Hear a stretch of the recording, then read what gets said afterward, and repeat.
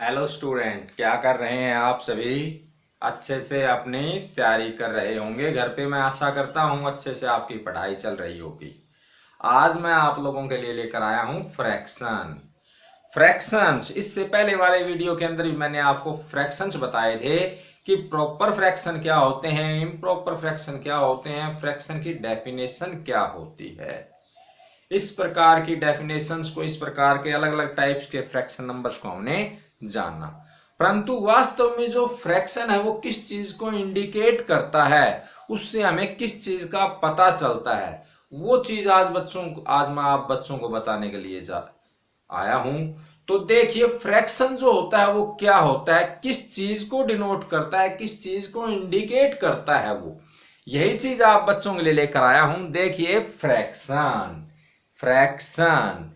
Fraction means हमने पढ़ा था कि ये कोई नंबर लिखा हुआ, ये क्या है, 2/3, 5/7, 7/9, सभी क्या है, ये फ्रैक्शंस। हम इनको क्या बोलते हैं, फ्रैक्शंस। तो इनसे सिद्ध क्या होता है, 2/3 का मतलब क्या हुआ, 5/7 का मतलब क्या हुआ, 7/9 का मतलब क्या हुआ। मैंने ये आपको बता दिया था कि भाई इसको हम न्यूमरेटर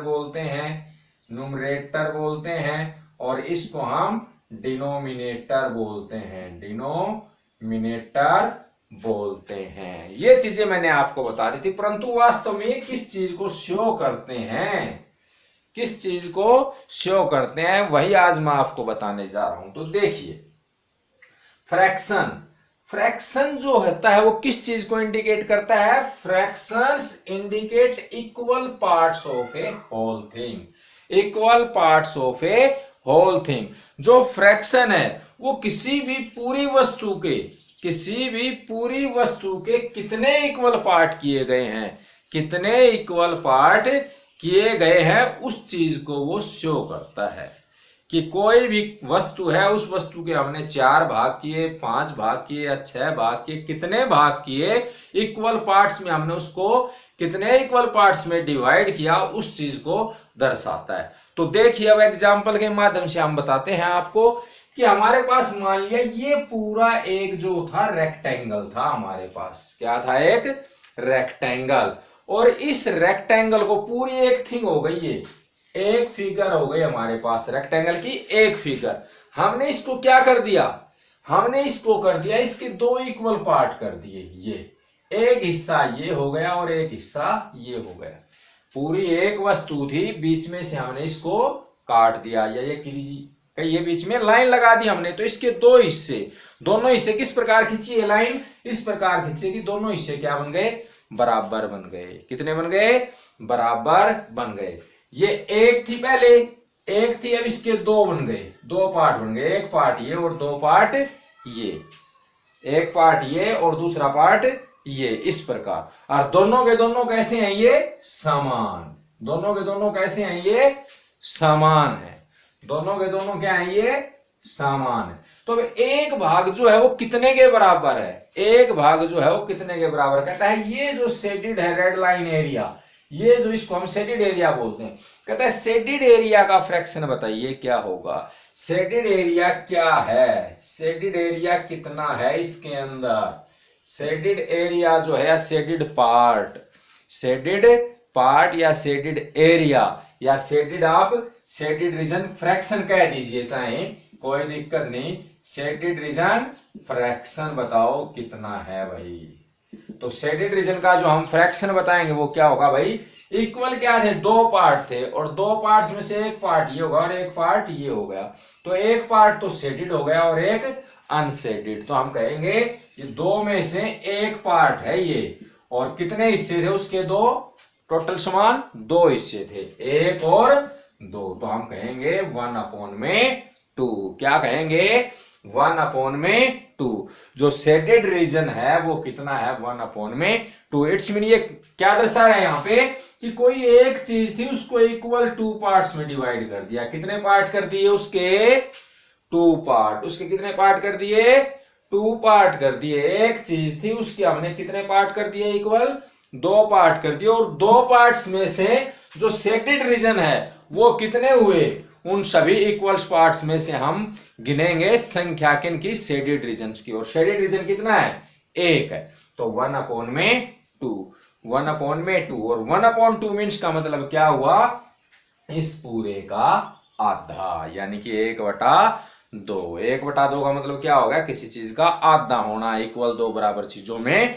डिवाइड करना। इट्स मीन हम कहेंगे शेडेड रीजन 1/2 है। और ये हो गया हमारे पास अनशेडेड, अनशेडेड हो गया 1/2। दोनों के दोनों क्या है, बराबर है, वो भी 1/2 और ये भी 1/2।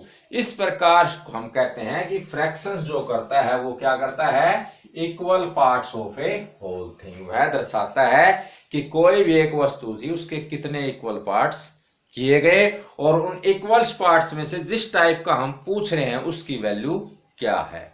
तो हमने बता दी कि भाई 2 पार्ट किए थे और उन 2 पार्टों में से एक हिस्सा क्या है, एक हिस्सा शेडेड रीजन है 1/2। हिस्से 2 थे, उस 2 में से एक हिस्सा, ठीक है। अब मान लीजिए ये हमारे पास एक एप्पल दिया हुआ है, क्या है, 1 एप्पल है, इसके हमने 2 हिस्से कर दिए बीच में से काट कर। तो एक वस्तु थी, क्या थी ये, एक वस्तु थी, एक फ्रूट था, और इस फ्रूट को बीच में से काट कर हमने क्या बना दिया, इसके 2 हिस्से बना दिए, एक हिस्सा ये और एक हिस्सा ये, यानी कि टोटल कितने हिस्से हो गए, 2।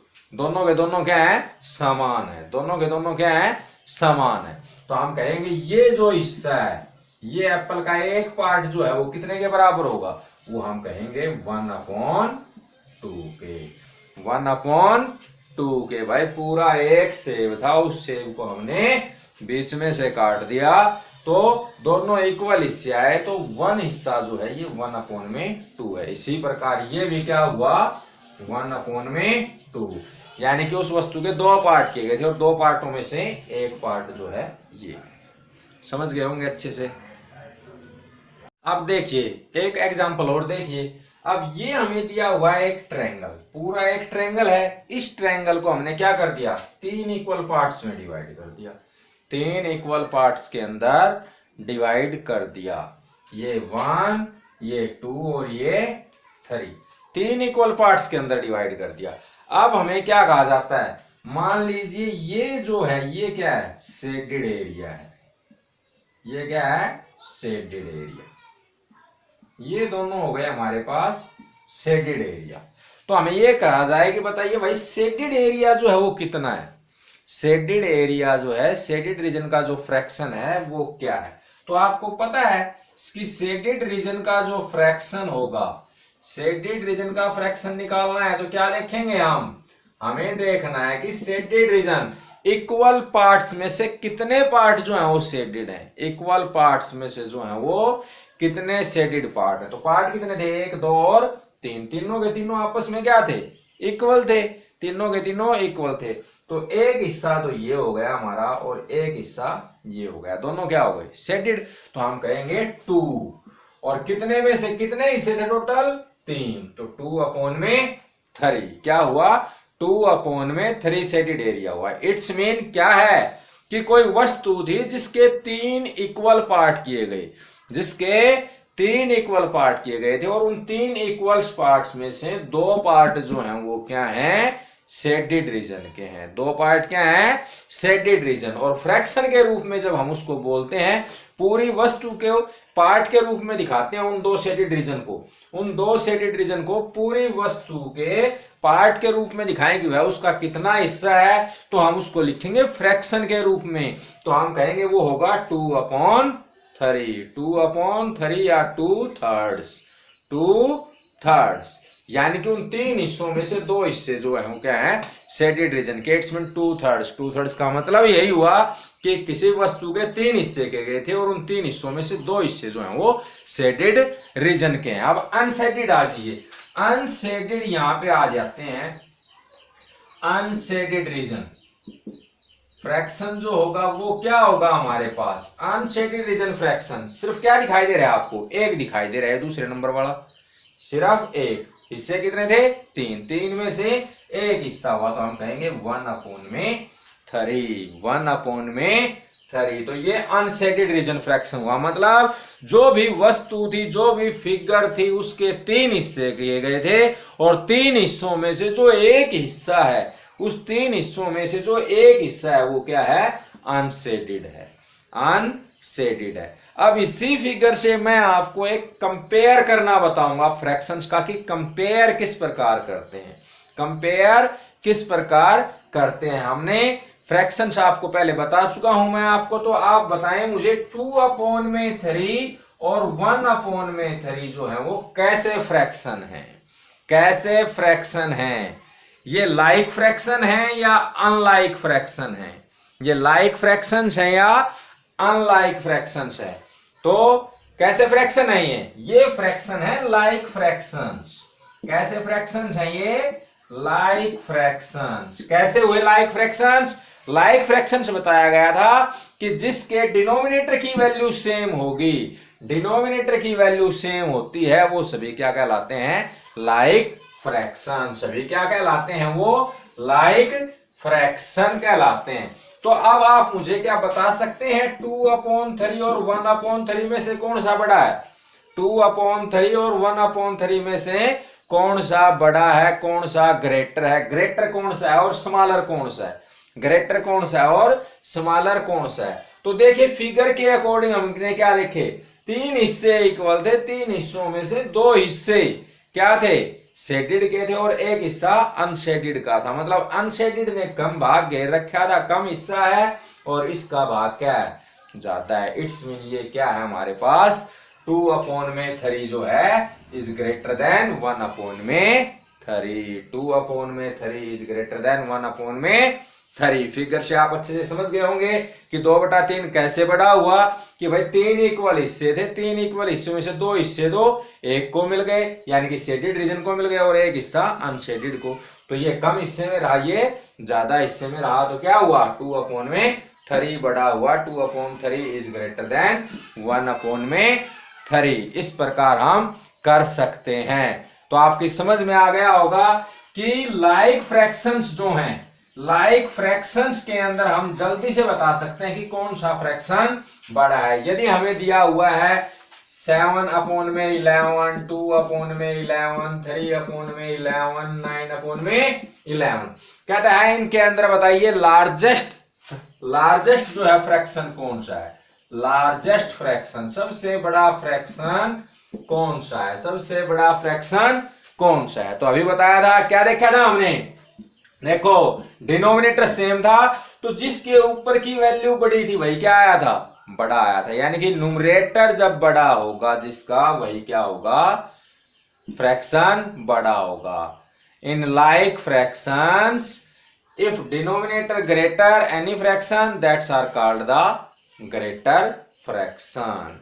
जब भी लाइक फ्रैक्शंस हैं, लाइक फ्रैक्शंस के अंदर जिसके न्यूमरेटर की वैल्यू सबसे बड़ी होगी वही फ्रैक्शन क्या होगा, सबसे बड़ा। तो 7, 2, 3, 9 में से सबसे बड़ी कौन सी है, 9 है। डिनोमिनेटर सेम है तो हम कहेंगे सबसे बड़ा फ्रैक्शन क्या हुआ, 9/11, 9/11। इस प्रकार हम कंपेयर कर सकते हैं कि सबसे बड़ा कौन सा है। कब, किन के अंदर कंपेयर कर सकते हैं, इस प्रकार देख के ओनली, सिर्फ 1 सेकंड का टाइम लगता है, सिर्फ लाइक फ्रैक्शंस के अंदर। लाइक फ्रैक्शंस के अंदर हम दे सकते हैं जिसका न्यूमरेटर बड़ा होगा वो सबसे बड़ा होगा, जिसका न्यूमरेटर छोटा होगा वह सबसे छोटा, उन सब में सबसे छोटा होगा तो सबसे छोटा होगा। तो यहाँ पे डिनोमिनेटर सभी इक्वल हैं, डिनोमिनेटर सभी इक्वल होते हैं तभी वो क्या कहलाते हैं, लाइक फ्रैक्शंस।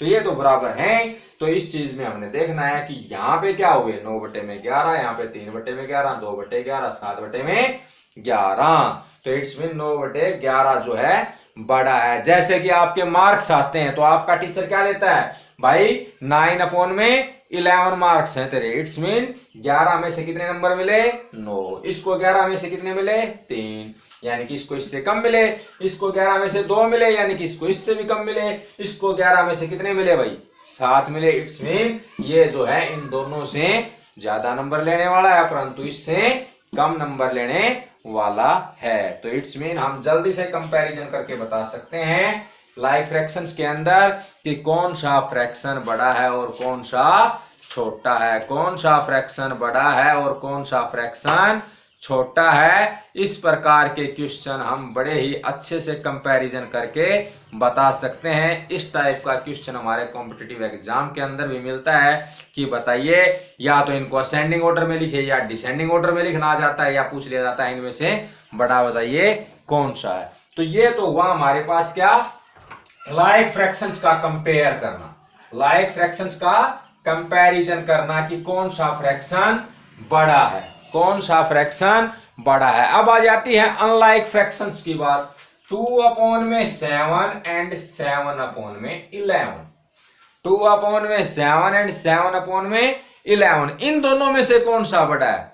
भाई फ्रैक्शन तो ये दिखा रहे हैं कि किसी वस्तु के 7 इक्वल पार्ट किए गए, 7 में से एक को कितने मिले, 2, यानी कि 2/7 हिस्सा हुआ।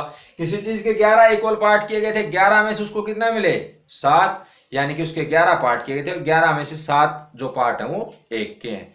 तो अब इन दोनों में ये जो वैल्यू है ये तो इक्वल नहीं है ना। यदि ये इक्वल होती तो हम आसानी से पता लगा लेते, क्यों, क्योंकि फिर ये लाइक फ्रैक्शन बन जाता, लाइक फ्रैक्शन बन जाता तो हम आसानी से बता सकते हैं। जिसके ऊपर वाला बड़ा होता, न्यूमरेटर बड़ा होता, वही बड़ा है, जिसका न्यूमरेटर छोटा होता वो क्या होता, छोटा है। तो अब ऐसे क्वेश्चंस के अंदर हम क्या करेंगे, इस प्रकार के क्वेश्चंस के अंदर यदि हमें 2 फ्रैक्शंस दिए हुए हैं तो हम इनकी क्रॉस मल्टीप्लाई कर लेंगे, इसके इधर और इसके इधर। 2 मल्टीप्लाई में 11, जिधर ऊपर वाला नंबर है दूसरे का डिनोमिनेटर लेना है उसके नीचे लिख दीजिए।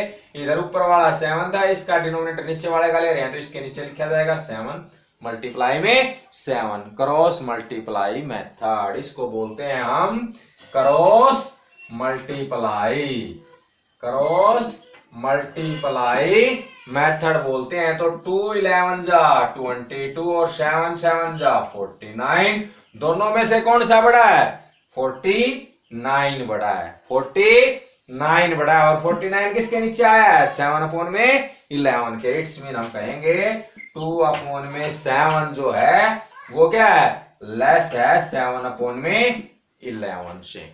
2/7 छोटा है और 7/11 क्या है, बड़ा है। इस प्रकार हम कंपैरिजन कर सकते हैं अनलाइक फ्रैक्शंस का।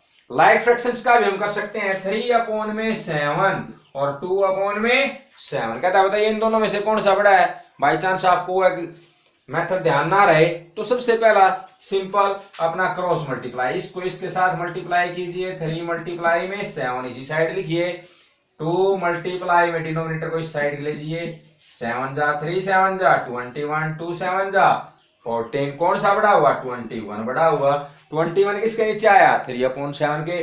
तो हम कहेंगे 3/7 इज ग्रेटर देन 2/7, 2/7 हुआ भाई, 2/7। तो वही बात आ गई। अभी क्या बताया था लाइक फ्रैक्शंस के अकॉर्डिंग, भाई जिसका न्यूमरेटर बड़ा होगा वह नंबर बड़ा होगा, जिसका न्यूमरेटर छोटा होगा वह क्या होगा, छोटा होगा। तो 3/7 क्या आ गया, बड़ा आ गया, वही बात है। तो इस प्रकार आप कंपैरिजन कर सकते हैं लाइक एंड अनलाइक फ्रैक्शंस का। एक क्रॉस मल्टीप्लाई मेथड हो गया और एक लाइक फ्रैक्शंस के लिए उनका डिनोमिनेटर देख के हम बता सकते हैं कि कौन सा बड़ा है, उनका न्यूमरेटर देख के, लाइक फ्रैक्शंस का न्यूमरेटर देख के हम बता सकते हैं कि कौन सा बड़ा होगा और कौन सा छोटा होगा। इस प्रकार हम इनका कंपैरिजन कर सकते हैं। ओके।